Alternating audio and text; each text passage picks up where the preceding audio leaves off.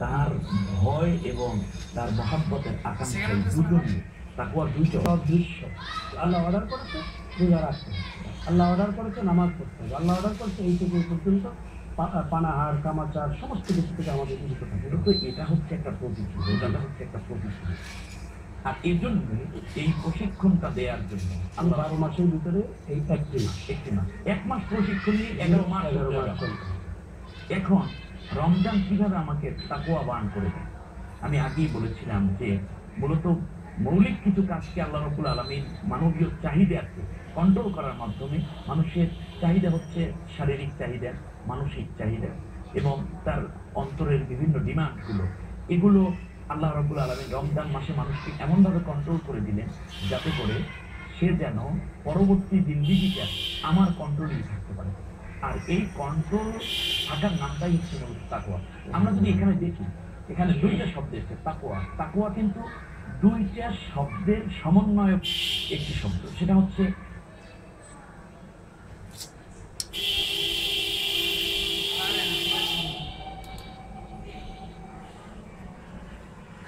একটা হচ্ছে ভয় আর একটা আশা।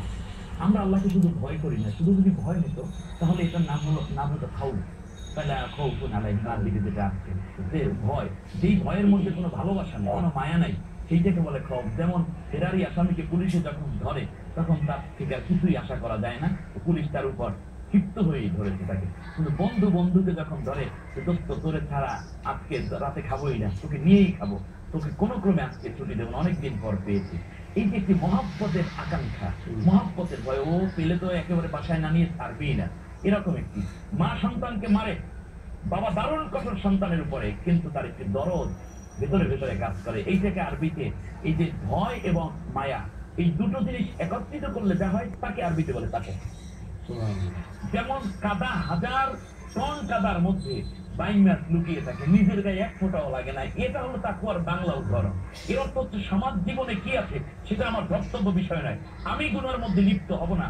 আর গোটা সমাজ পাপে নিমজ্জিত থাকলেও সেখানে আমার গদ্দালিকা প্রবাহে আমি অন্যের মতো হব না, বরং আমার মতো অন্য হবে, এই চিন্তা।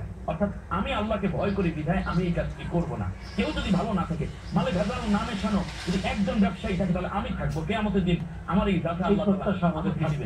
দেখেন না, সেই জন্য আল্লাহ তাআলা কোরআনে বলেছেন যালিকাল কিতাবু লা রাইবা ফি হুদাল লিল মুত্তাকিন। এইরকম তাকওয়া যারা নিজেরা এস্টাবলিশ করতে পেরেছে নিজের ভেতরে, তারাই কেবল তাদের জন্য কোরআন হেদায়েত দিয়ে দিবে। আর এই তাকওয়ার নীতি যদি অবলম্বন করো বান্দা, তাহলে কি হবে জানো? আল্লাহ রাব্বুল আলামিন বলেছেন ওমাইয়াত্তাকিল্লাহা ইয়াজআল লাহু মাখরাজা ওয়া ইয়ারযুকহু মিন হাইতু লা ইয়াহতাসিব। তুমি যদি তাকওয়ার নীতি অবলম্বন করো, তাহলে আমি আল্লাহ রাব্বুল আলামিন তোমাকে বাঁচার জন্য হাজার রাস্তা তৈরি করে দেব, আর এমন জায়গা থেকে আমি তোমার রিজিক এবং আয়ের ব্যবস্থা করে দিব যা তুমি কোনোদিন চিন্তাও করতে পারো নাই। আল্লাহ রাব্বুল আলামিন বলে দিলেন ইয়াউমা নাহশুরুল মুত্তাকিনা ইলার রাহমানি আফদা। আমি আল্লাহ রাব্বুল আলামিন তোমাকে তো আমার সামনে আসামি করে হাজির করব না বান্দা।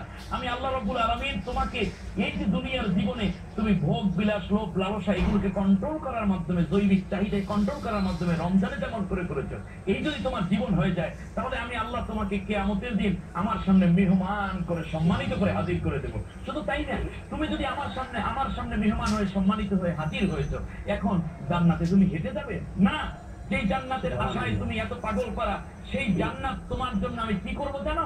তুমি জান্নাতে যাবে না, বরং জান্নাত তোমার পায়ের কাছে আমি হাজির করে দেব। আল্লাহ তাআলা বলেছেন উযলিফাতিল জান্নাতু লিল মুত্তাকিনা গায়রা বাঈদ।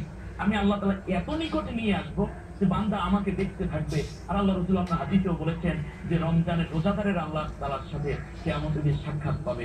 যখন আল্লাহ তাআলাকে দেখে দেখে বান্দা দারুণ তৃপ্ত হয়ে যাবে, কোটি কোটি বছর এক নজরে কাটিয়ে দিবে আল্লাহর নূরের তাজাল্লিতে, সাথে সাথে জান্নাত কিছুক্ষণ এরপরে জান্নাত তার পায়ের কাছে এসে যাবে। জান্নাতের ফেরেশতারা বলবে হে জান্নাতের অধিবাসীরা তোমরা জান্নাতে প্রবেশ করো। তখন বান্দা বলবে কি আল্লাহ তোমাকে দেখে দেখে আমরা তৃপ্ত, জান্নাত হবে কি? তখন সাথে সাথে আল্লাহ বলবেন যাও জান্নাতে, সেখানেও আমাকে পাবে। সুবহানাল্লাহ। তখন বান্দা যখন জান্নাতের দিকে পা বাড়াবে, দেখবে জান্নাতের সিঁড়ির মধ্যে তার পা পড়ে আছে। তার কারণ হচ্ছে এই যে অন্য আয়াতে আল্লাহ রাব্বুল আলামিন বলেছেন ওয়াসিকাল্লাযীনা তাকাউ রাব্বাহুম ইলাল জান্নাতি যুমারা। আল্লাহ রাব্বুল আলামিন বলেন এই যে তাকওয়ার নীতি যারা অবলম্বন করলো, তাদেরকে সংবর্ধনা দিয়ে মহা সম্মানে সম্মানিত করে তারপরে ইস্তেকবাল করে তাদেরকে জান্নাতের ফেরেশতারা হুর গিলেমান এই তাকওয়াবানদেরকে সংবর্ধনা দিয়ে ওয়েলকাম করে কনগ্রাচুলেশন দিয়ে তাদেরকে রিসিভ করবে, অ্যাকসেপ্ট করবে। এই জন্য আল্লাহ রাব্বুল আলামিন বলছেন সেই দিন জান্নাতের দিকে তারা যাইতে থাকবে, আর দুই পাশে হুর গিলেমানরা বলতে থাকবে সালামুন আলাইকুম তিবতুম ফাদখুলুহা খালিদিন। তোমরা দুনিয়ায় যেহেতু তাকওয়ার নীতি অবলম্বন করেছো, তোমার জীবনে সুযোগ ছিল ঘুষ খাওয়ার, ঘুষ খাওনি। জীবনে সুযোগ ছিল কলমের কথায় কোটি টাকা আত্মসাৎ করার, করনি।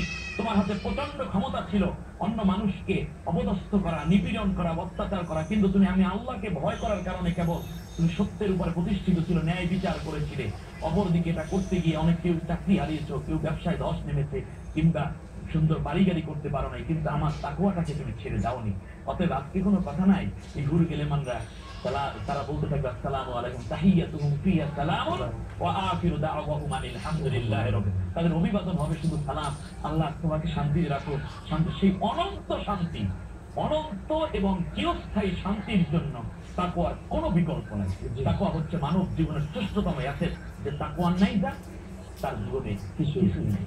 আর এই তাকওয়াটা মূলত রমজান এসে এবং প্রভুর প্রেম, প্রভুর ভালোবাসা, প্রভুর ভয়ের মধ্যে মানুষকে ডুবিয়ে দেয়। মাহে রমজানে এটাই হোক আমাদের শিক্ষা। আর তাকওয়ার বাকি কথাগুলো শেখার জন্য কোরআন তো পড়তে হয়।